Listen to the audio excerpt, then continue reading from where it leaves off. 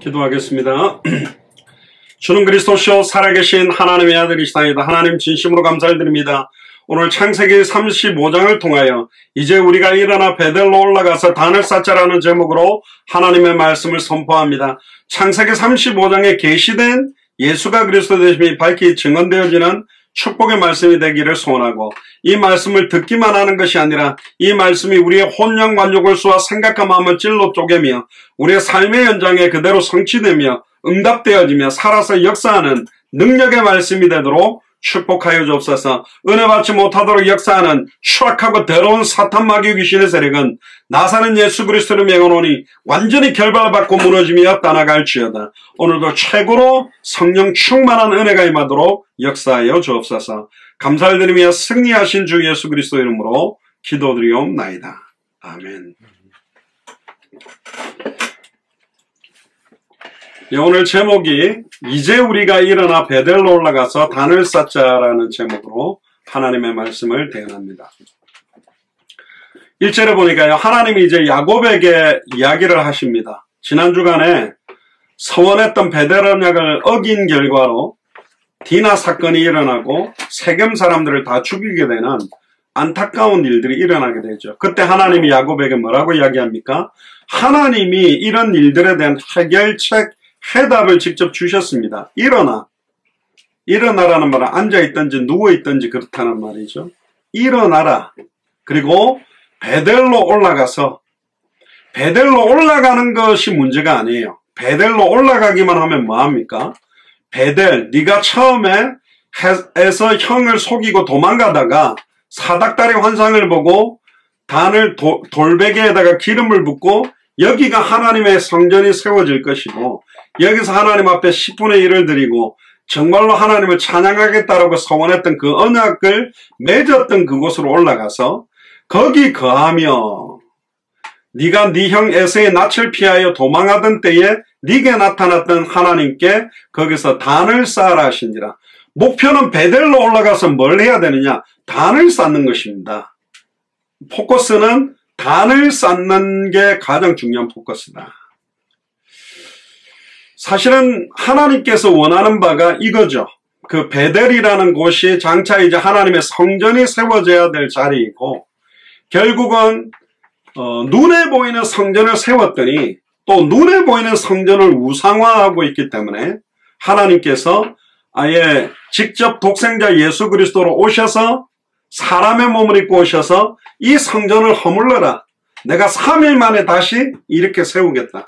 결국은 건물 세우는 게 문제가 아니라 죽었다가 3일 만에 부활하게 되는 성전의 주인 되시는 예수 그리스도, 교회의 머리가 되시는 예수 그리스도, 심지어 지금은 뭐 조립식 주택이나 건물을 짓기 때문에 뭐 3일 정도면 충분히 아무리 큰 건물도 조립한 걸 옮겨와가 그냥 세워버리면 되기 때문에 3일 만에 그런 거 지을 수 있어요. 그러나 죽은 사람이 살아나는, 사망 권세를 깨뜨리고 부활할 수 있는 영원한 새 생명을 얻게 하는 역사는 그 누구도 지금도 사실은 성취시키지 못합니다. 오직 예수 그리스도만.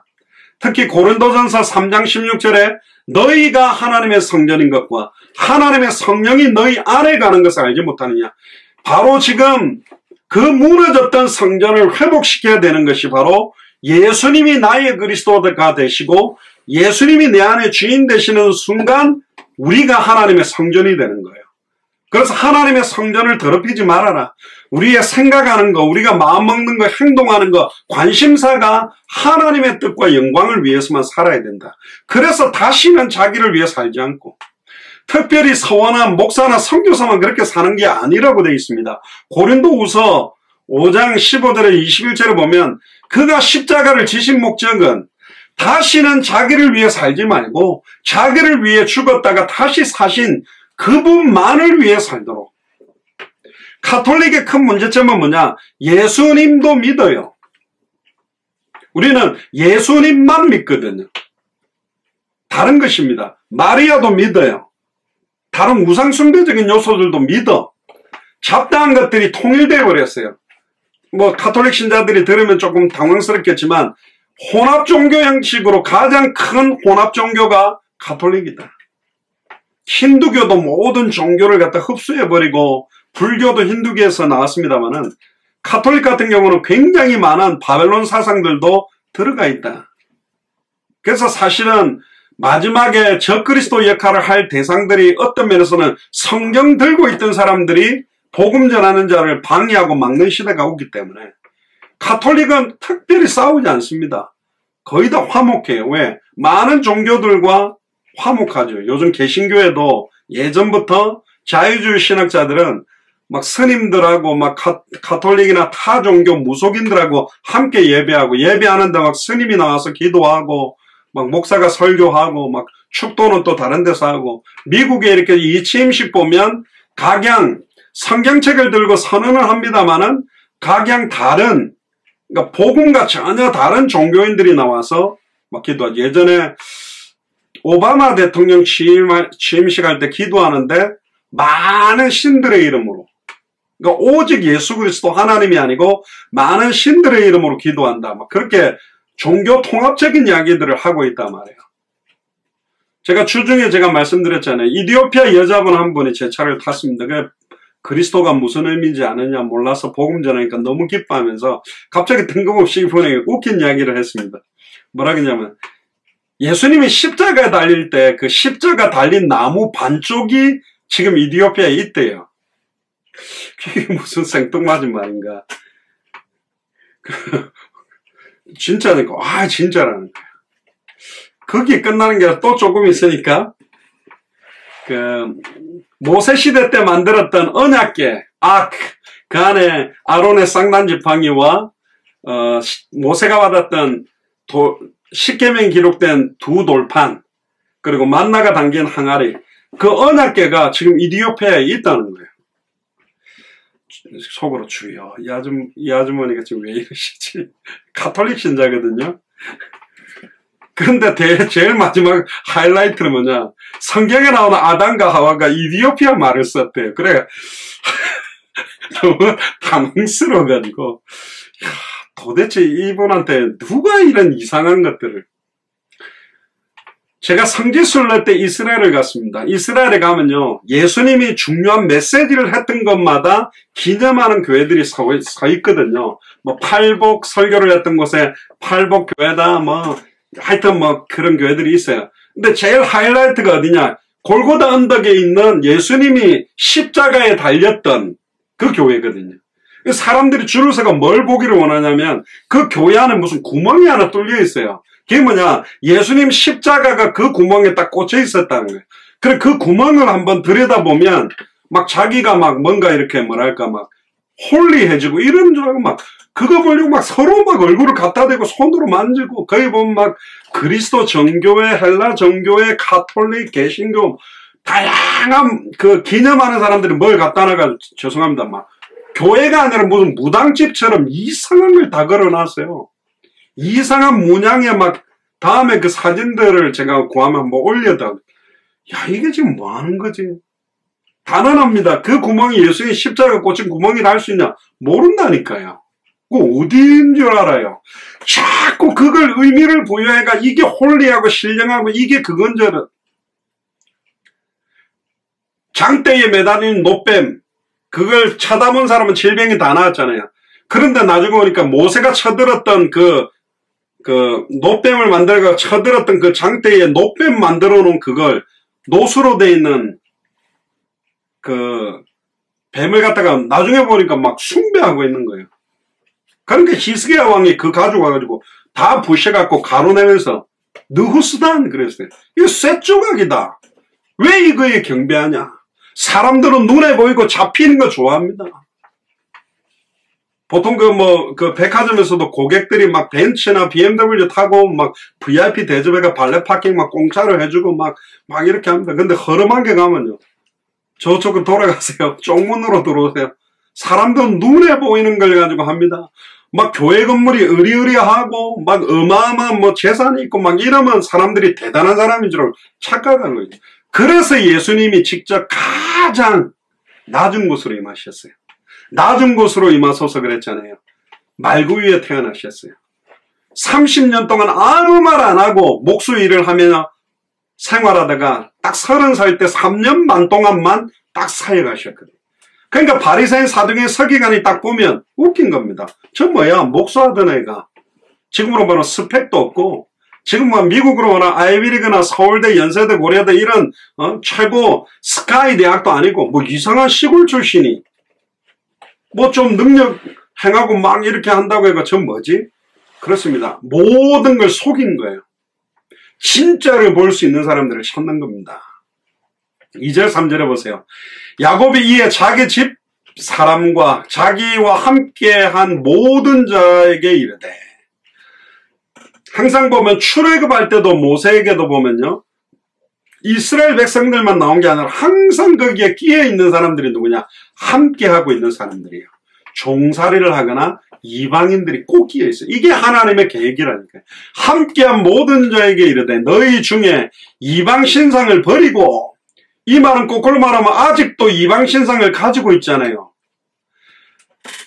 라헬이 자기 치마 밑에다가 드라빔을 갖다가 숨기고 왔잖아요. 그러니까 아직도 원색적 복음이 아닌 거예요. 오직 예수 그리스도만, 오직 예수, 그리스도로만 만족하고 그리스도의 이름만 강조하고 그리스도만 높이는 원색적인 복음이 아닌 거예요. 그러니까 섞인 복음, 변질된 복음. 그래서 갈라디아서 1장 6절에 12절에 우리는 하늘로부터 내려온 천사라도 다른 복음을 너희에게 전하면 저주를 받을지어다. 천사라도 다른 복음을 섞어서 말하면 저주받는다. 왜 그렇습니까? 예수님이 알파요 오메가요 처음이요 나중이요 시작과 끝이요, 하늘과 땅의 모든 게 그리스도 안에 통일되어 있습니다. 하늘에 있는 자, 땅에 있는 자, 땅 아래에 있는 모든 자의 무릎이 예수의 이름 앞에 꿇었습니다. 아멘입니까? 내 이름으로 구하라. 지금 야곱이 참된 하나님의 언약의 축복을 누리기 위해서는 모든 기존에 있었던 세속적인 거, 우상숭배적인 거, 육신적인 거, 세속적인 틀들을 다 버리라. 혹시 여러분들에게 이런 이방 신상적인 게 있다, 버려야 됩니다. 어떤 집에 가니까 십자가도 걸려있고 염주도 걸려있고 부적도 붙여놨어요. 십자가로 안 되면 염주가 해결해주고 염주가 안 되면 부적이 해결합니까? 그게 무슨 예수 믿는 겁니까? 미국에 있는 크리스찬들 중에 꼭 예수만 믿어야 구원받냐? 아니다. 다른 종교를 믿어도 구원받을 수 있다고 생각하는 사람들이 8, 90%가 됐어요. 예전에 10년 전에 조사할 때. 뭐 어떻게 구원받냐? 진실하고 착하고 다른 사람들을 도와주면 구원받는다. 복음이 뭔지를 모르고 있는 겁니다. 그러니까 다른 종교 중에 그냥 가톨릭이 내한테 좀 맞아. 가톨릭 성전이 교회보다 멋있고 의식들이 굉장히 엄숙하니까 이게 더 좋은 것 같아서 그 왔다 갔다 하는 것이지 정확한 복음을 알지를 못하는 거예요. 제 차에 또 미국 백인이 한 명 탔는데 몸에 뭘 이렇게 끼고 이렇게 몸이 너무 아픈 상태예요. 그럼 타자마자 막 앉아 있으면서 하더라고. 그래서 내가 문득 내가 한국 선교사인데 기도해주고 싶은데 괜찮겠냐니까 해달라는 거예요. 그럼 제가 영어로 기도를 장만하게 하는 게 좀 어려워. 한국말로 하겠다. 그래서 기도를 간절하게 그 사람을 위해서 기도했어요. 그러니까 고맙다는 거예요. 혹시 너 뭐 크리스찬이냐 가톨릭이냐 종교가 있냐 그러니까 가톨릭이래요. 그리스도라는 말의 의미를 놀랍게도 어노인티드 원이라고, 기름 부음 받은 자라고. 와, 그럼 그 의미가 뭐냐 모르겠대. 그 설명해줄게, 들어보겠냐, 듣겠다는 거예요. 그러니까 근본, 이 땅의 모든 문제의 근본 원인 세 가지, 사탄 문제, 죄 문제, 하나님과 단절된 문제를 해결하는 참된 선지자, 참된 제사장, 참된 왕, 이 세 가지 직분을 온전히 이루는 분이 그리스도다. 이분을 예수님을 정말로 구주로 영접한 군반데 너 예수님을 구주로 영접했냐니까 안 했대요. 하기를 원하니까 아니, 자기는 불교를 믿는데 부디스트, 어릴 때부터 자기는 카톨릭에 자랐는데 카톨릭이 안 맞는 것 같아. 그래가 자기는 불교를 믿고 있대요. 자기 하기 싫대. 속으로 더 아파야 되겠구나. 주의. 이 아픈 이유를 진짜 좀 깨닫고 이 계기로 하나님을 만나야 되는데, 사카모니가 좋은 사람입니다. 되게 깨달은, 보통 사람들보다 뛰어난 사람입니다. 근데 사탄 문제를 해결하는 참된 왕이 아니요, 죄와 저주를, 과거, 현재, 미래 모든 죄와 저주를 단번에 문에 해방시킬 수 있는 분이 아니라니까. 단번에 문에 하나님을 만나는 분이 아니라 자기를 비우고 모든 건 무다, 무소유, 공, 그리고 자기를 돌을 닦아서 뭔가 스스로 다 부처가 되라. 인간의 노력으로 비우고 비워서 스스로 부처처럼 열반 상태에 올라가라 그랬지. 내가 곧 길이요 진리요 생명이다 말한 적이 없어요. 사탄을 이길 수가 없다니까. 그리고 죽었고 무덤이 지금 있다니까. 예수님 무덤만 비어 있습니다. 종교를 비방하는 게 아니라 종교는 사람이 만든 거예요. 사람의 노력이나 사람의 행위나 공덕으로 하나님을 찾아가려고 하는 모양으로 만들어냈다니까. 복음은 반대입니다. 하나님이 찾아오셨어요. 하나님의 은혜로 말미암아 믿음으로. 단 한 가지. 지금 많은 가톨릭이나 기독교가 종교화되고 세속화되고 변질되다 보니까 사람이 만든 종교보다도 더 비리와 안타까운 모습들을 보여줬기 때문에. 예전에 저는 이야기 안 했습니까? 그 울산에 어떤 교회 오래 다녔던 권사님이 너무 아파서 병원 가고 막 병 잘 낫게 한다는 목사님 기도 받았는데 안 나가지고 딸이 예수님을 안 믿는데 용한 무당이 있다고 해가 찾아가가지고 기도했는데 푸닥거리를 몇천만 원짜리 했는데 나와 본 거예요. 그래 딸하고 같이 찾아가 목사님한테 자기가 뭐 권사 될 때 받았던 성경책 반납하면서 목사님한테 정식으로 안녕히 계세요. 나는 이게 아니고 저 무속인들 저쪽으로 가는 게 맞는 거야. 내 병이 나았다. 자, 그런 경우에는 뭘 알고요? 그 사람 그러겠죠. 병 나았잖아. 내 병 나았는데 그게 참신이지. 이래 나온다니까. 그럼 병 나면 뭐합니까? 얼마나 있다 죽을 거. 영원한 생명의 값어치가 얼마나 귀중한지. 아이고 우리 아버지보다는 옆에 지나가던 아저씨가 더 맛있는 거 사줬는데 그거 좋다고 따라가는 거하고 똑같거든. 너무너무 안타까운 시대가 지금 왔습니다. 가장 큰 문제는 뭐냐? 신앙생활을 오래 한다라고 하는 교회의 목사님들, 장로님들, 권사님들 딱 쳐다볼 때 하나님 안 계시구나. 하나님은 돌아가신 지 한 2000년 됐구나. 하나님 없는 것 같구나. 크리스찬들 보니까 아예 안 믿는 사람들 타종교인보다 더 부끄럽게 살고 있으니까 지금 이런 시대가 온 거예요. 그래 내가 인정한다니까요. 만나는 사람마다 너무너무 미안하다. 너무나 많은 목사들이 돈 좋아하고 너무나 많은 교회가 완전히 변질되고 타락돼가지고 그러나 예수님을 그리스도로 믿어라. 예수님을 그리스도로 믿어야 된다. 하나님을 만나면 된다. 죄와 저주에서 해방되면 된다. 사탄 마귀 귀신 깨뜨리고 승리한 그 비밀을 누리는 게 중요하다. 모두 다 버려야 됩니다. 감사하게도 참 저희 교회는 계속 복음만 말하다 보니까 지금 뭐 오늘 기도하신 권사님이나 우리 장로님들이나 이런 분들 보면 진짜 오직 예수, 오직 복음, 오직 당대 세공화 이거로 무장된다는 게 쉽지 않습니다. 그리고 뭐라 그럽니까? 자신을 정결케 하라. 왜 그렇습니까? 우리는 하나님의 성전이기 때문에 그렇습니다. 의복을 바꾸라. 의복은요, 우리의 마음가짐과 함께 어떤 면에서는 신분을 의미합니다. 그러니까 복장도요. 예전에 어떤 텔레비전에서 그런 실험을 하더라고요. 그냥 일반 옷을 입고 있는 사람이 제가 지갑이 없는데 택시비 10,000원만 빌려주시면 꼭 갚아주겠다 그랬더니 100명한테 물었는데 거의 아무도 안 줬어요.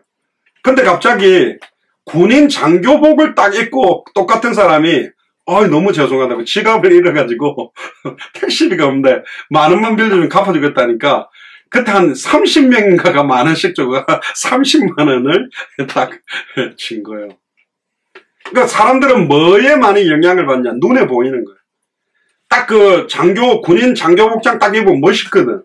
그러니까 뭔가 신뢰가 있고 이런 사람이 설마 이거 뭐 사기를 쳐가 거짓말을 안 하겠지. 그런 것들이 있다니까요. 그러니까 점점점 가톨릭은 의식과 여러 가지 형태나 분위기나 모양으로 가는 거예요. 그러다 보니까 본질과 핵심들이 희미해져 버린 거예요. 뭐 기가 막힌 그러니까 우리나라에서 뭐 제일 비싸게 지었다는 교회들 뭐 사랑의 교회니 뭐 온누리 교회니 이런 데 제가 봤는데 뭐 몇백억 들었다는데 이 워싱턴만 해도요, 몇 개 교회만 딱 보면, 와, 그냥 작품이라니까. 그냥 유럽풍으로 딱 만들어, 딱 보는 순간, 와, 이거 도대체 얼마에 짓지? 평수나 모양이나 조명까지 요즘은 써가지고 얼마나 화려하게 만들었는데. 짓는 데만 몇십 년 걸리고 몇백 년 걸린 교회도 유럽에 많다니까요. 젊은이들이 다 떠나고 있습니다. 지금 술집으로 나이트클럽으로 변질되고 있다는 거. 왜 젊은이들이 떠나가느냐? 답이 없는 거예요. 조지 필드가 미국의 영적 대각성 운동을 하면서 크토록 교회가 죽어왔던 이유는 죽은 사람이 죽은 설교를 했기 때문이다. 다 죽은 예수님 이야기하고 다 죽은 하나님 같은 이야기를 하고 앉아있으니 의미가 없는 거예요. 여기도 지금 공휴일이라서 어제 제가 밤늦게까지 좀 운전을 했는데, 와, 저 메릴랜드 대학 쪽에 막 대학생들이요, 밤 11시, 12시인데, 그냥 다 술판이에요. 완전히 그냥 바깥에서 술 먹고, 야, 그래 말이야. 제가 대학 사역을 오랫동안 했지만, 힘들었겠죠. 그러니까, 아이고, 휴일이니까 오늘 한번 마음껏 즐기자겠죠. 진정한 해답을 못 주는 겁니다. 교회 뭐 깝깝한데, 뭐, 답답한데, 너무 고지식한데, 뭐, 꼰대들밖에 없는데, 진짜 하나님 살아계시구나. 진짜 내 남은 생을 걸어야 되겠구나. 그렇게 정말로 멋있는 의미들이 지금 사라져버렸다. 빨리 저와 여러분들이 자신을 정결케 하고 의복을 바꿔야 됩니다. 옆 사람한테 이야기해서 옷 바꿔 입자. 그래서 특히 제가 저희 가족들한테도 자주 이야기합니다. 뭐 저희 가족이야 뭐 저희 집에서 지금 예배를 하니까 그냥 반바지만 팔 입고 이렇게 앉기도 하고, 저도 예배 드릴 때 위에는 양복인데 밑에는 반바지 입기도 합니다. 이게 되게 덥거든요. 그렇게 앉아서 예배하는데 오늘은 아예 메시지가 이래갖고 아예 원래대로 딱 입고 앉았어요. 반바지 안 입고. 옛날에 보니까 그 간혹 CNN이나 이런 기자들도 인터뷰 딱 하다 보면 상체만 양복이고 밑에는 그냥 반바지 추리닝에 슬리퍼 입고 있거든요. 왜냐면 위에만 나가니까. 왜냐면 빨리 벗고 또 막 취재하러 가고 이래야 되니까. 우리 안에 있는 이방 신상을 버려라. 자신을 정결하게 해라. 내 생각과 마음에 세상 음란 타락 저주가 들어오지 않고 의복을 바꿔 입어라. 뭐로 입어야 돼? 하나님의 전신갑주. 할렐루야. 아예 구원의 투구, 의의 흉배, 믿음의 방패, 성령의 검, 평안의 예배된 복음의 신발. 아예 그 무시로 기도하면서 아예 가죽옷을 그리스도로 옷 입어라. 그리스도로 옷을 바꿔 입어라. 가죽옷을 입어라. 아담과 하와에게 최초로 입혀줬던 그 가죽옷, 피가 뚝뚝뚝 흐르는 뭐 가죽옷이니까 가죽옷이죠. 양인지 뭔지는 창세기 4장을 볼 때 양일 확신이 제일 큽니다. 바꿔 입어라. 우리가 일어나 어디로 가자? 빨리 베들로 올라가자. 하나님과 서원했던 곳으로 가자. 내가 단 하루를 살아도 왜 살아야 되는지 하나님과 서원했던 언약이 없습니까? 나는 어린이 사역입니다. 나는 청소년 사역입니다. 나는 대학 사역입니다. 나는 뭐 두고 기도했던 저의 베델 중에 하나가 터키입니다. 사실 저기 2007년에 저희들이 미주 지역의 대학생들이 막 전도운동, 그때는 막 특별한 막 전도운동하는 목사님들이 와야만, 팀이 와야만 하는 줄 알고 있다가 말씀 붙잡고 그 현장 들어가면 된다. 그래갖고 막 여기 뭐 버지니아주나 필라델피아나 뉴욕이나 뉴저지나 커네티컷이나 보스턴이나 펜스테이트를 제가 월요일부터 돌면서 대학생끼리 전도할 수 있도록 했는데 불이 붙기 시작하는 거예요. 목사님하고 같이 하나 혼자 하나 대학생끼리 하나 막 전도운동이 일어나가, 야 이제는 막 각 지역마다 주마다 도시마다 전도바람이 막 불고 생명운동이 터지고 말씀운동 문이 열리고 제자들이 세워지는 거예요. 야 진짜 이렇게 세계복음화 미국 복음화 빨리 해야 되겠다는데 갑자기 2007년에 터키에서 선교사 3명 목이 잘라져가지고 죽고 배를 갈라가지고 막 죽여버린 거예요. 그러니까 선교사들한테 성경 공부하고 싶다고 딱 접근해가지고 다가왔다가 기회를 봐서 죽인 겁니다. 너무너무 안타깝죠. 그래서 지금 미국은 모슬렘한테 복음 말해도 괜찮고 유대인들에게 복음 말해도 괜찮고 힌두 사람들한테 복음 말해도 되는데 진짜 저기 어려운 지역에서 고통받거나 언젠가는 내가 진짜 하나님 이 복음 들고 가서 복음 전하게 해주세요. 내년에 가려고 생각합니다. 그럼 뭐 제가 목이 잘리고 배가 갈라지냐 뭐 그럴 일은 없습니다. 제가 목 잘릴 동안 가만히 있을 거냐 그렇지 않으니까. 우리가 옛날에 농담 삼아 돼지 목살을 많이 먹자, 목이 두꺼워야 자르는 동안 복음 끝까지 말할 거 아니냐 뭐 그러면서 웃었습니다만은 베델로 올라가자. 내려가지 마시고 올라가시기 바랍니다. 아까도 찬양했죠. 올라가야지. 내려가지 마시고 아이고 못 가겠다면서 내려가지 마시고, 내려가는 게 쉬워요. 올라가기 좀 어려운데 나 베델로 올라가자. 나의 환난 날에 내게 응답하시고 좋은 날에 응답하는 게 아니고요. 막 잔칫날에 응답하는 게 아니라 가장 어려운 시간표에 응답하는 거예요. 엘리야도 이세벨을 피해서 도망가다가 아이고 이제 나는 열심히 특심했지만 이제 나 죽여주세요. 나 이제 더 이상 못하겠습니다. 아예 가장 힘들어서 로뎀나무 아래 쓰러져 있는 엘리야에게 까마귀를 통해 떡과 물을 주시면서 아직 바알에게 무릎 꿇지 않아 7,000명 있다. 네 혼자 남은 게 아니다. 이 바보야. 눈 똑바로 떠라. 7,000명 있다. 그리고 왕을 새롭게 세우고 네 언약의 바탕을 이어갈 엘리사를 찾아 세워라. 사역자 이렇게 세우고 곳곳에 생도 세워라. 그 언약을 주셨거든요. 지금 여러분들이 환난 날이라고 생각하는 분은 진짜 내게 받아야 될 응답, 언약, 재확인하는 기회가 될 줄로 믿습니다. 나의 가는 길에서 나와 함께 하신 하나님께 내가 거기서 뭘 드리려고 한다? 단을 드리려고 한다. 혼자 하는 게 아니라요. 다 함께 해야 됩니다. 거기 안식일의 의미를 제가 넣어놨으니까 나중에 그건 한번 보시고요. 결국은 이 단을 쌓아야 되는 일이 뭘까? 단을 쌓는다라는 부분 굉장히 중요합니다. 특히 이 단을 쌓았다는 말은 희생제사, 피제사를 의미하거든요. 하나님은 죄를 임시적으로 덮어주시기 위해서 피제사를 요구했어요. 그거는 장차 수천 년 뒤에 골고다 언덕에서 예수 그리스도께서 성경대로 죽고 성경대로 부활함으로 완벽하고 완전한 희생, 과거, 현재, 미래 모든 죄와 저주를 단번에 영원히 온전히 끝내버리는 그 예표를 위해서 짐승제사를 요구했습니다. 레위기 17장 11절에 보면 육체의 생명은 피에 있다.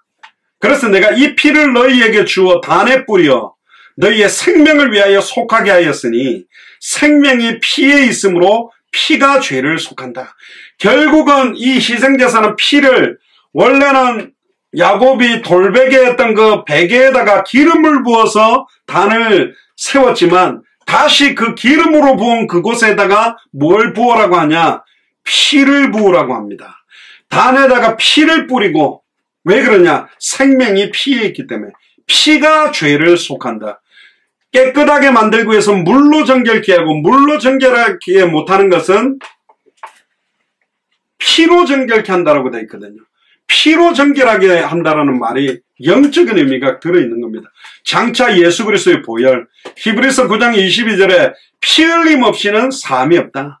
그래서 결국은 짐승의 피가 흘려지고 찢겨지는 것을 보면서 오실 메시아가 이렇게 나 대신 죽어주실 것을 바라보고 구원받은 게 바로 구약의 메시아의 언약입니다. 아담과 하와가 죄를 지었을 때도 창세기 3장 21절에 짐승을 죽여서 가죽옷을 입혀주셨고 가인과 아벨에게도 희생제물을 바치는데 아벨의 양의 첫 새끼를 하나님 앞에 드리는 피언약을 알고 드렸기 때문에 받아들였고 정성의 문제가 아닙니다. 히브리서에 보면 예물이 증가한다. 가인의 예물은 곡식을 붙은 거예요.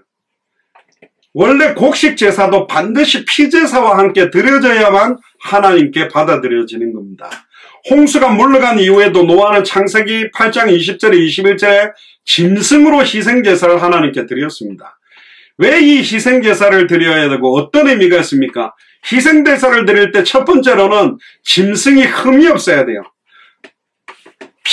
다치거나 이렇게 문제가 있는 짐승이 아니라 깨끗하고 정결한 짐승을 바쳐야 되고 두 번째는 희생제물을 바치는 사람은 그 짐승과 동일시됩니다. 결국 내가 준비한 이 예물이 바로 나라고 동일하게 하는 거예요. 그리고 그 희생제물 머리 위에 자기가 죄를 놓고 기도하는 경우도 있고 제사장이 짐승과 그 사람 머리에 함께 올려서 기도하기도 하는데 가지고 온 사람이 사실은 그 머리에 기도하고 제사장 제도가 나오기 전에는 기도한 그 짐승에다가 자기가 죽여서 피를 뿌리기도 했습니다. 나중에 이제 제사장이 제사를 맡았을 때는 제사장에게 갖다 줄 때 제사장이 이제 그 짐승을 잡습니다만은 짐승을 바치는 사람이 그 동물을 제사장 제도가 없을 때는 자기가 직접 죽였습니다. 그러니까 죽이면 얼마나 참혹합니까? 막 피투성이가 되고 죽는 걸 보면서 죄 짓지 말아야 되겠다. 세마포 옷을 입고 있는 제사장이요, 이스라엘 백성들이 지었던 죄를 가지고 온 짐승들을 막 죽이고 하면 하얀 세마포가 뭐로 다 바뀌게 돼 있을까요? 빨간색 옷으로 바뀌는 겁니다. 그러니까 빨간색이 드러날수록 이스라엘의 죄가 얼마나 추악한지가 열실히 드러나는 것이고, 결국 그 제사장 옷이 빨갛게 피로 물든 모습을 보면서 장차 예수님이 채찍 맞고 창에 찔리고 정령 죽어지실 것들 바라보면서 그들은 복음 속으로, 구원 속으로 들어오게 된 겁니다. 그래서 또 다른 희생제사를 레위기 16장에 보면 대속죄일에 죄사함과 죄를 제거하는 것으로 보여줍니다. 대속죄일이 되면 2마리 숫 염소를 가져다가 속죄제물로 바칩니다. 한 마리는 이스라엘 백성을 위하여 속죄제물로 희생제사로 드리고, 다른 염소는 아사셀 염소라 불리며 광야로 보내어집니다. 예전에 아사셀 염소에 대해서 이야기했죠. 첫 번째 제물은 죄사함을 위한 거고, 다른 염소는 죄를 제거하기 위한 것이다. 뭐 어떤 사람은 이 아사셀 염소를 마귀한테 바친 거라는데 아닙니다. 마귀한테 바친 게 아닙니다. 이미 순염소를 통하여 모든 죄와 저주가 단번에 온전히 끝났음을 최종적으로 선언하는 겁니다. 너무나 감사하게도 우리는 2000년 전에 예수님이 그리스도로 오셔서 다 이루었다고 선언하면서 물과 피를 완전히 쏟아주신 그 보혈이 최종적이고 완전한 희생제사로 모든 것들이 끝났기 때문에 이제는 더 이상 짐승을 잡을 필요가 없다. 만약에 안 끝났다면 제가 지금도 하얀 세마포 옷 입고 여러분들 가지고 오는 짐승을 갖다가 잡아가지고 뿌리고 태워야 되는 짓을 하고 있어야 된다. 이제 짐승 제사라는 그 행위를 할 필요가 없다. 2000년 전 십자가의 죽음과 부활, 단 한 번의 제사로 영원한 속죄를 이루셨다고 그랬습니다. 그래서 세례 요한이 예수님을 보면서 보라, 세상 죄를 지고 가는 하나님의 어린 양이다. 우리 인류의 모든 죄, 앞으로 태어나야 될 모든 인간의 모든 죄를 짊어지고 가는 하나님의 어린 양이다. 나는 지금 죄 짓는데, 지금 죄 지었으면 또 회개해야지. 회개 안 하면 구원 못 받는 거 아니에요? 2000년 전에 예수님이 우리가 지은 모든 죄, 지을 모든 죄에 대한 모든 죄값을 다 끝내버렸다니까. 단번에 영원히 온전히. 니골라 닫는 거 할렐루야 하면서 그럼 또 죄 지도 되겠네 이러면서 돌아다니면서 죄 짓습니다만은 그 의미가 아니에요. 그 사람 그런 소리를 하는 것 자체가 구원 못 받는 사람이죠. 짐승은 잘못했는데 왜 짐승을 죽입니까? 그게 핵심입니다. 짐승은 잘못한 게 없죠. 원래 아담과 하와가 정령 죽으리라 해서 죽어야 되는데 안 죽었습니다. 선악을 알게 하는 나무 열매를 따먹는데 대신 죽은 짐승이 있었다니까요. 결국 이 짐승은 잘못한 게 없는데 희생제사를 드리는 그 사람의 죄 때문에 대신 죽어주신 거다. 예수님은 죄 없는 몸으로 이 땅에 오셨는데 우리의 모든 죄를 짊어지고 모든 온갖 죄를 완전히 담당하신 겁니다. 고린도후서 5장 21절에 보면 하나님이 죄를 알지도 못하신 이 예수님이죠. 우리를 대신하여 죄로 삼으신 건 원어에 보면 아예 그냥 죄의 결정체라는 거예요. 옛날에 바이러스 같은 거 보면 아예 에얼리언 이런 거 보면 사람 여자 몸이 들어가서 뱃속에서 막 에얼리언이 튀어나오잖아요. 숙주로 삼듯이 예수님이 아예 온갖 추악하고 더러운 죄와 바이러스를 친히 모두 다 짊어져 버려가지고 왜 하나님이 예수님이 아버지여 죄 나를 버리셨나이까 했을 때 하늘을 가리웠냐? 네가 정령 죽어야 돼. 너가 정령 죽어야만 예수를 그리스도로 믿는 사람들이 하나님을 만날 수 있고 죄와 저주에 해방받을 수 있고 사탄 마귀 귀신 사망문서를 깨뜨려 승리하고 이 진리를 알면 자유할 수 있기 때문에. 그리고 거룩하신 하나님이 죄 덩어리가 된 예수님과 함께 할 수도 없는 겁니다. 그래서 얼굴을 가리우신 겁니다. 철저하게 그냥 방임하신 거죠. 우리를 살리려고. 예전에 영도에 청소년 교회에 있던 한 애가 그 이야기 듣더니 그러면 하나님은 예수님보다 우리를 더 사랑하네요. 그 걔가 되게 똑똑하네 예전에. 그렇죠.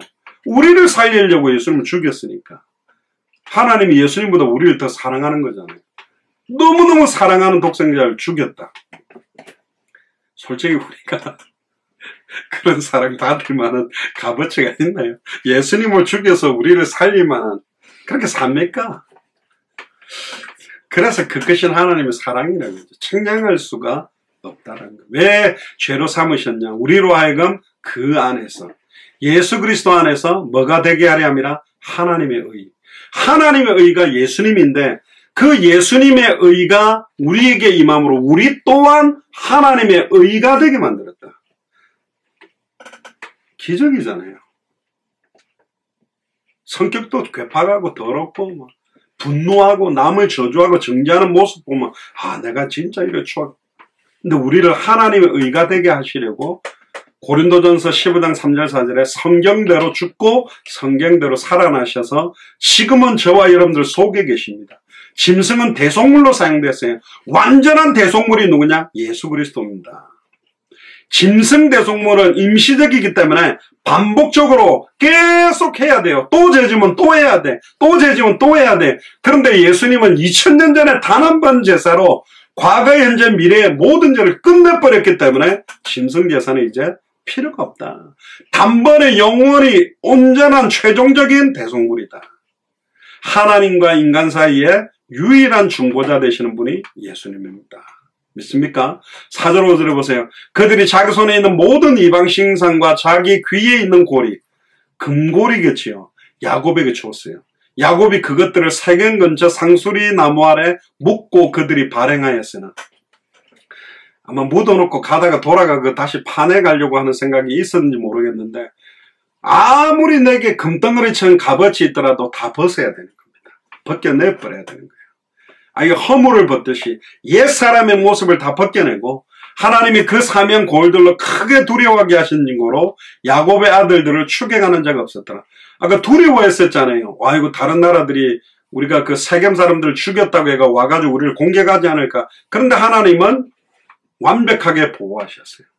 이 야곱이 잘한 게 뭐냐? 하나님 명령을 순종하고 곧바로 실행했어요. 사두개인 바리새인 서기관들이 되게 똑똑한 구약 성경에 정통한 박사들 학식 있는 사람이지만 왜 천하대 천한 12명의 제자 어부딘이나 세리나 아예 천하게 살았던 그 사람들을 제자로 뽑았냐? 첫 번째, 예수님이 나를 따라오너라 내가 너희로 사람을 낳는 어부가 되게 하리라 했을 때 배와 그물과 아버지를 그대로 놓고 말씀에 의지해서 따라갈 수 있는 믿음이 있었어요. 엄청난 믿음입니다. 내 따라와. 그러면 여러분들 차하고 집하고 다 놓고 따라갈 수 있어요? 아니죠. 빨리 그 창고에다 갖다 놓고 부모님한테 인사하고 혹시 저 사람 괜찮은 것 같은데 삐딱하다 싶으면 다시 돌아올게요. 저 사람이 메시아 아닌 것 같으면 다시 오겠습니다. 이럴 건데 계산 안 하고 나를 따라와라 그러니까 그 말씀에 곧바로 실행한 사람이었기 때문에 12 제자들이 연약해 보였지만 유대인들을 2000년 전에도 이겼습니다. 2000년 전에도 이겼는데 지금 우리가 복음으로 못 이기냐? 넉넉히 이긴다니까요. 유대인 아무리 똑똑해도 죄송합니다. 바보요. 메시아가 누군지를 몰라. 아직도. 정통 유대인들은 아직도 메시아 기다리고 있다니까. 그리고 제가 유대인한테 물었어요. 내가 보니까 정통 유대인들은 그래도 메시아 기다린다 하는데 보통 유대인들의 거의 80% 90%는 과학을 믿는 것 같은데 만약에 맞다는 거예요. 메시아 관심 있는 거 없대요. 메시아가 오든 말든 자기는 관심이 없대요. 그래서 이 축복이 우리에게 왔구나. 야고보서 1장 22절에 25절을 보세요. 너희는 도를 행하는 자가 되고 듣기만 하여 자기를 속이는 자가 되지 마라. 맨날 듣기만 하고 죄송합니다. 입으로는 막 다다다다다 하는데 행하는 사람이 없어요. 예수님을 그리스도로 아는 사람 많은데 믿는다는 사람 많은데 그렇게 살고 있는 사람 없다니까. 이 세 가지는 하나예요. 떨어질 수가 없어. 누구든지 도를 행하지 아니하면 그는 거울로 자기 얼굴을 보는 사람과 같으니 제 자신을 보고 가서 얼굴에 뭐가 묻었는데 그 모양이 어떤 것을 곧 잊어버리는 거야. 이거 닦아야 되는데 어디에 묻은지 금방 까먹어버려. 그러니까 주일날 메시지 듣고 월요일부터 토요일까지 아무 생각 없이 정신없이 살다가 또 주일날 되면 또 잠깐 복음 생각하는. 그래서 썬데이 크리스찬이라는 말이 나오는 겁니다. sometime 크리스찬. 제가 백인한테 그랬어요. 카톨릭 신자들은 내가 보니까 평생에 딱 2번 교회가 필요한 것 같다는 거. 언제냐? 결혼할 때하고 죽었을 때. 맞다고 막 웃더라고. 제가 농담도 영어로 많이 칩니다. 그럼 막 웃더라고요. 맞다면서. 결혼식 할 때 있어 보이니까 성당에서 하고, 죽으면 성당에서 이제 땅에 묻히기 전에 그래도 목사가 한번 천국 가도록 기도해 준 거 필요해요. 그 다음 필요 없는 거예요. 자기 인생 사는 거는. 그게 무슨 크리스찬이고 가톨릭입니까? 아니잖아요. 그게 무슨 예수를 믿는 겁니까? 아니잖아요. 자유하게 하는 온전한 율법을 들여다보고 있는 자는, 자유하게 하는 온전한 율법이 뭡니까? 복음이죠. 예수가 그리스도입니다. 율법을 완성한 분이 그리스도거든. 아무리 율법 지키려도 다 못 지키니까 예수님을 그리스도로 믿으라고 온 건데, 아직도 율법 지키고 붙들고 쇼를 하고 있는 사람들이 너무 많은 겁니다. 듣고 잊어버리는 자가 아니요 실행하는 자니, 이 사람이 그 행하는 일에 복을 받으리라. 그래서 여러분들이 말씀을 받으면요, 말씀을 어떻게 하면 실천해 볼까, 현장에 적용해 볼까 한번 해보시기 바랍니다. 이제 일어나서 앉아 계신 분들 일어나시고, 내려가는 분들은 올라가시고, 어디로? 베델로. 그리고 단을 쌓지 않았던 분은 단을 쌓아라. 개인 기도 시간, 개인 예배 시간. 6절에 8절에 보세요. 야곱과 그와 함께한 모든 사람이 가나안 땅 루스 곧 베델에 이르고, 드디어 베델에 왔습니다. 그가 거기서 단을 쌓고, 어디다 쌓았을까요? 자기가 기름 부었고 돌단을 쌓아놨던 데가 있었거든. 거기에 다시 단을 쌓고, 그곳을 엘베델이라 불렀으니 이는 그 형의 낯을 피할 때에 하나님이 그에게 거기서 나타나셨습니다. 리브가의 유모 드보라가 죽음에 그를 베델 아래 상수리 나무 밑에 장사하고 그 나무 이름을 알론바굿이라 불렀다. 자, 9절 10절에 보니까요, 야곱이 바단 아람에서 돌아오매 하나님이 다시 야곱에게 나타나서 그에게 복을 주시고, 이제 중요한 절차를 합니다. 모든 우상 숭배적인 거 버리고 자신을 정결케 하고 의복을 바꿔 입고 드디어 베델로 왔어요. 그 다음에 해야 될 게 뭐냐? 하나님이 네 이름이 야곱이다마는 네 이름을 다시는 야곱이라 부르지 않겠고 이스라엘이 내 이름이 되리라 하시고, 그러니까 이제 야곱 이름을 이스라엘로 바꿔주세요. 그 이름이 지금도 이스라엘로 있는 겁니다. 대단한 이름이에요. 이 이름의 의미를 정말 알고 있는 사람들이 일어나야 되는데, 이스라엘이 네 이름이 되리라 하시고, 그래서 시편에 보면 야곱아 이스라엘아, 야곱아 이스라엘 같이 붙여서 많이 부르거든요. 왜 부르냐?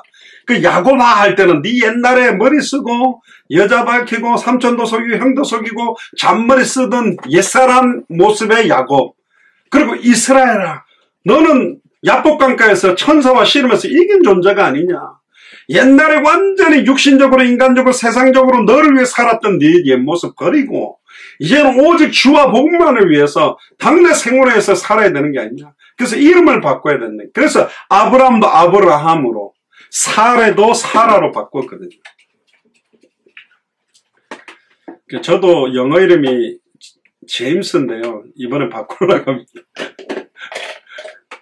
새로 바꾸어서 뭐가 좋겠냐고 기도하다가, 그래 말이야, 오늘 아까 찬송에도 여호수아 본받아 앞으로 가서 그랬는데 조슈아로 바꿔야 되겠다. 여호수아로.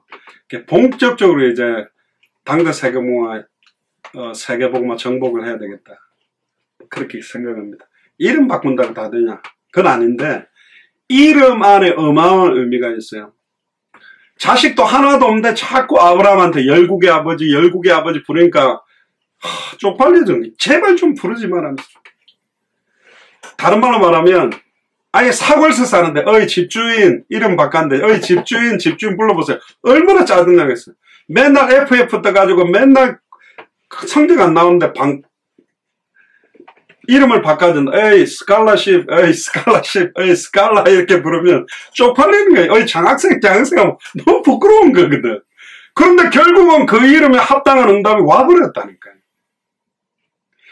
저희들 어릴 때 보면 이름을 막 지어야 오래 산다 이래갖고 말자 이상한 이름을 갖다 막 지어버리잖아요.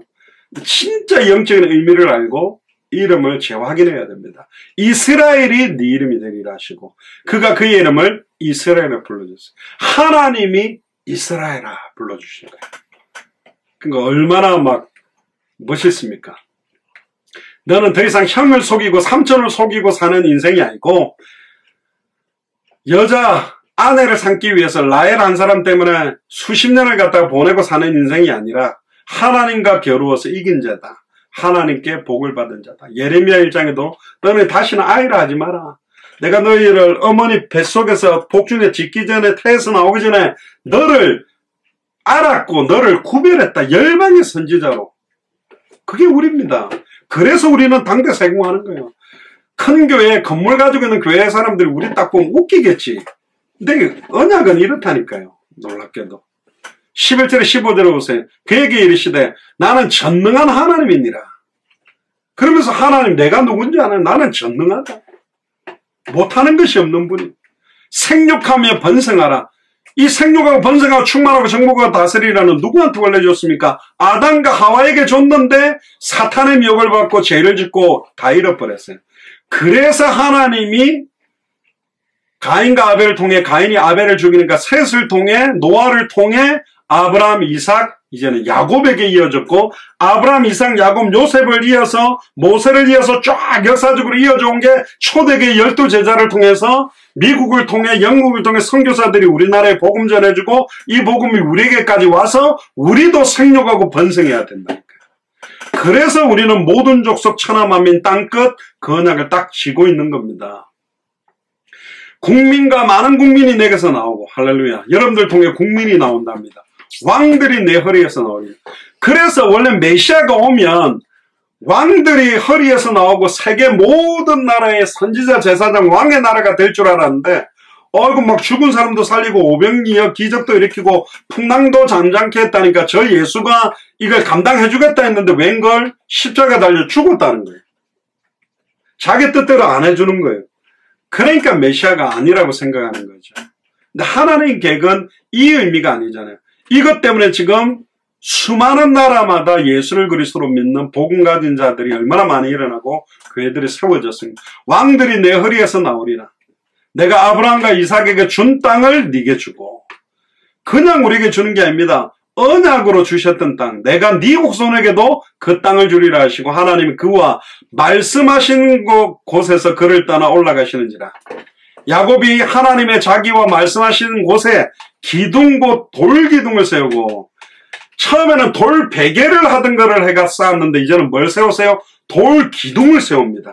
그 위에 전제물을 붓고 또 그 위에 기름을 붓고 하나님이 자기와 말씀하시던 곳의 이름을 베델이라 불렀더라.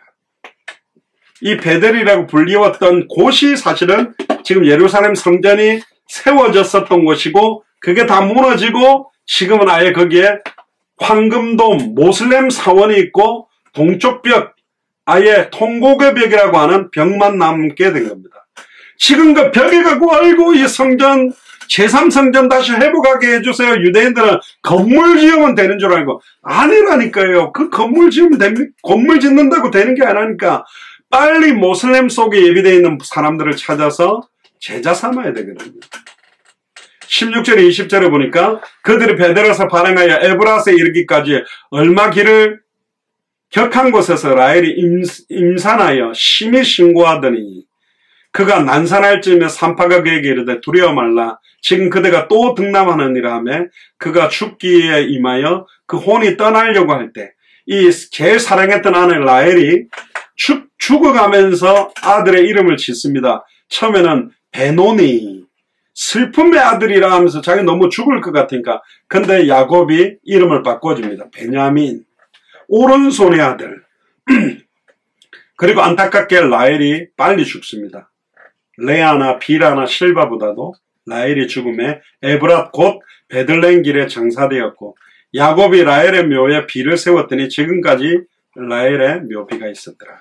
21절 26절에 보니까 이스라엘이 다시 발행하여 에델 망대를 지나 장막을 쳤더라. 이스라엘이 여기서 말하는 이스라엘은 이제 야곱을 말합니다. 그 땅에 유할 때 르우벤이 가서 그 서모 비라와 통관하며 충격적인 또 사건이 나옵니다. 아예 레아의 첫째 아들 야곱의 첫째 아들 르우벤과 서모 비라 그러니까 공식적으로는 뭐 엄마 위치에 있는데 통관을 합니다. 이스라엘을 들었습니다.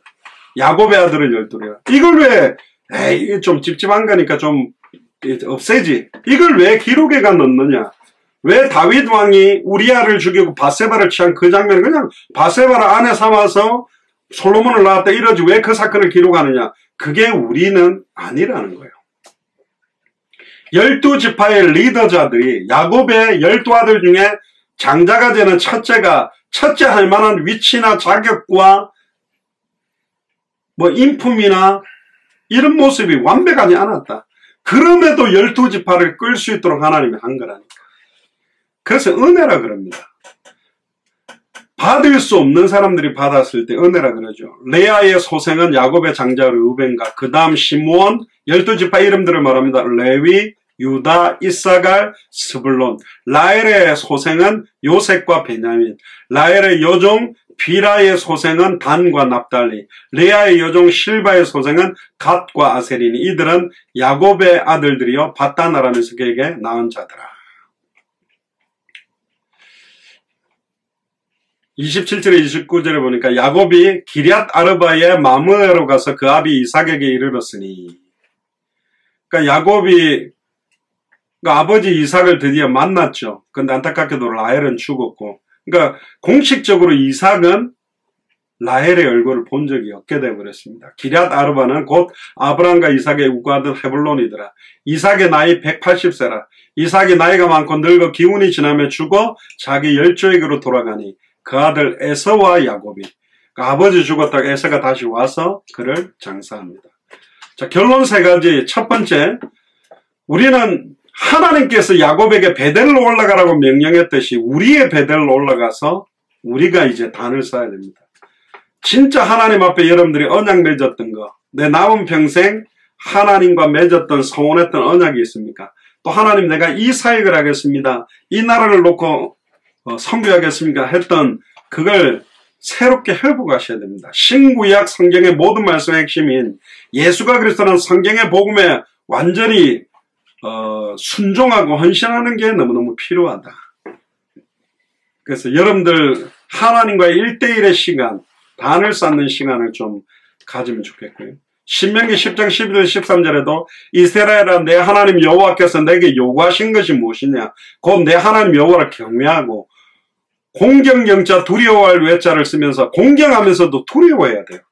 하나님을 무시하고 사는 사람도 많은데 그 모든 도를 행하고 그를 사랑하며 마음을 다하고 성품을 다하여 내 하나님 여호와를 섬기고 내가 오늘날 네 행복을 위하여 네게 명한 여호와의 명령과 규례를 지킬 것이 아니냐. 지금 여호와의 명령과 규례가 뭘까요?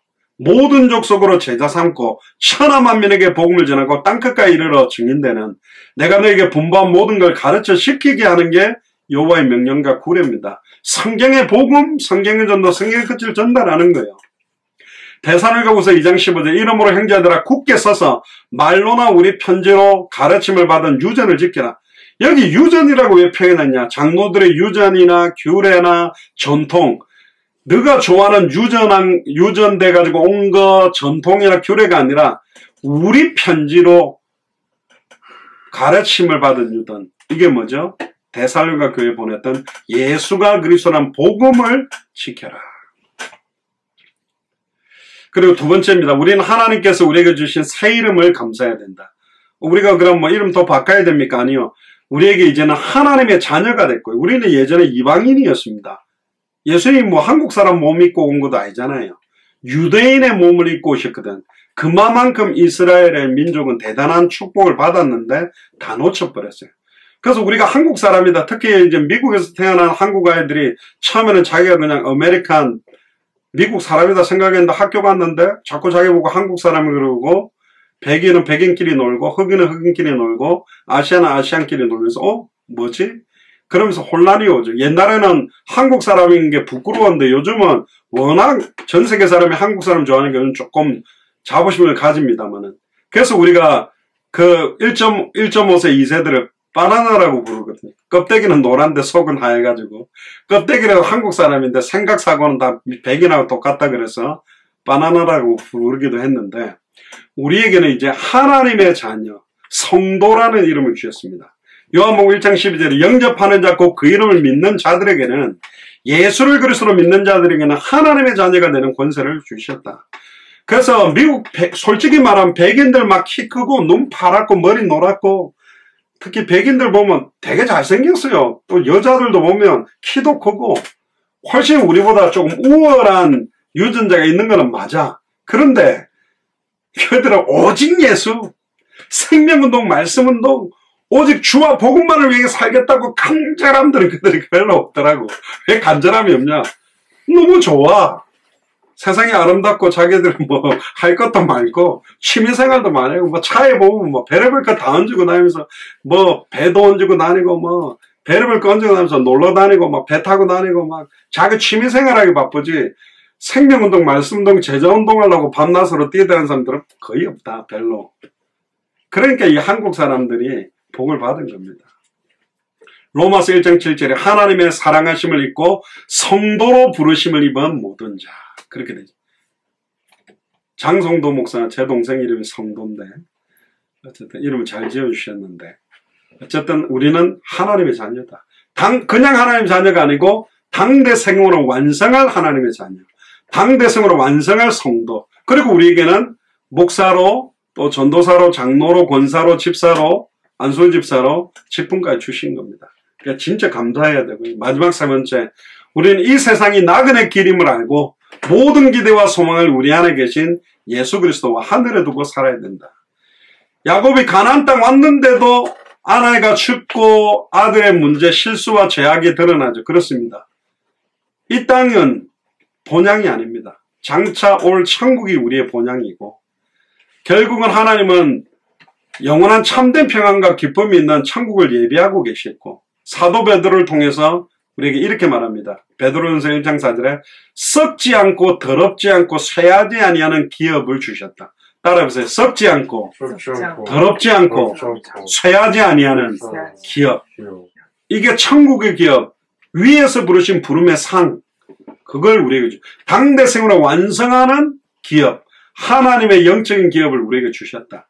이거는 아담과 하와를 위해서 아브라함, 이삭, 야곱, 요셉, 모세 이어서 계속 초대계 12제자와 사도 바울을 통해서 이어져서 우리에게 온 절대로 썩지 않고 절대로 더럽지 않고 절대로 쇠하지 않은 기업을 우리는 받은 겁니다. 그래서 우리는 이 세상이 나그네 길임을 알고 천국을 우리의 본향으로 삼고 늘 사모하며 생명운동, 말씀운동, 제자운동, 당대 세계복음화에 두고 살아가게 되기를 주의 이름으로 축복합니다. 기도하겠습니다. 주는 그리스도시요 살아계신 하나님의 아들이시나이다. 하나님 감사를 드립니다. 특별히 아버지 하나님, 이제 우리가 일어나 베델로 올라가서 단을 쌓자라는 말씀을 주심을 찬양합니다. 우리가 모든 기대와 소망을 다른 곳에 두었다면 이제 정말로 위에서 부르신 부름의 상, 하늘에 속한 신령한 복을 바라보며 우리로 말미암아 땅에 있는 모든 족속이 복을 얻게 되어지는 이 일에 우리의 남은 생을 드리고 살아갈 수 있도록 우리의 모든 연약한 부분에 은혜를 다하시고 마음껏 주와 복음을 위해서 뛸 수 있는 새 힘과 건강을 회복시켜 주옵소서. 감사를 드리며 승리하신 주 예수 그리스도 이름으로 기도드리옵나이다. 아멘.